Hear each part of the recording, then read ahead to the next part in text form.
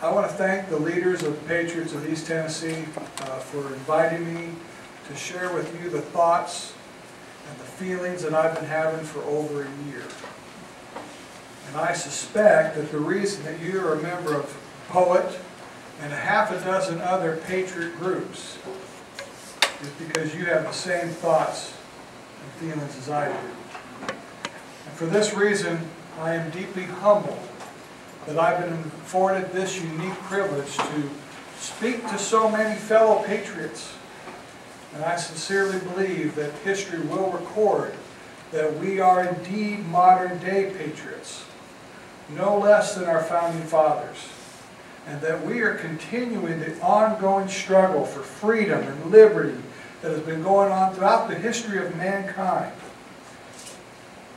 My remarks tonight are entitled The First Amendment and a Winnable Strategy. I'm going to give a synopsis of 9 constitutional check and balance remedies afforded to us under the First Amendment. And I'm going to review the relative successes and shortcomings. At the end of our discussion, I'm going to give you hope and an action plan to win back our country and our Constitution. Tonight I'm going to lay out a case, an irrefutable case, that our nation's problems begin and end with who we elect to represent us.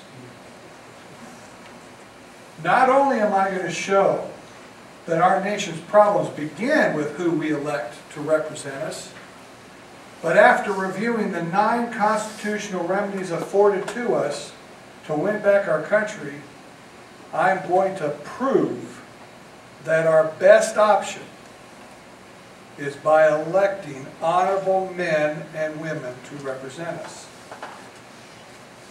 Let me explain what I mean when I say honorable men and women. If a politician, no matter who he or she may be, does not honor their oath of office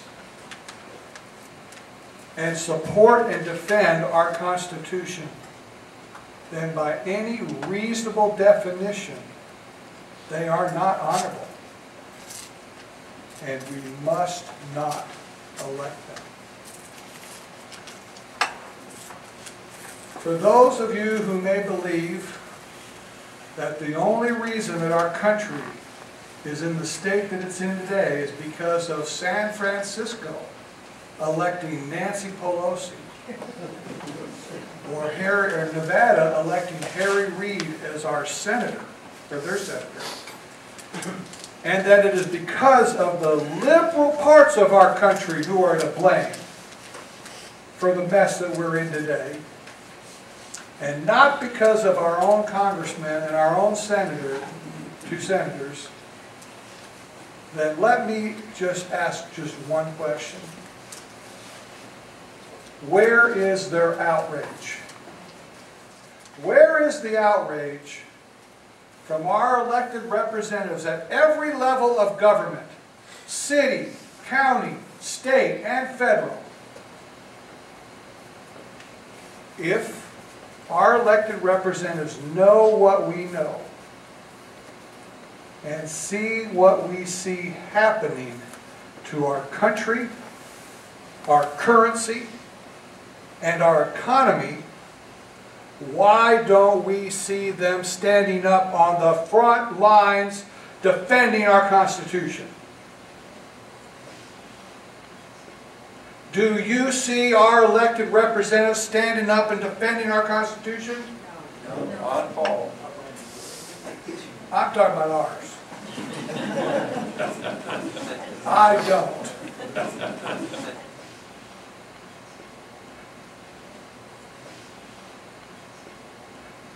Let me give you an example of how bad it really is in our country, in East Tennessee.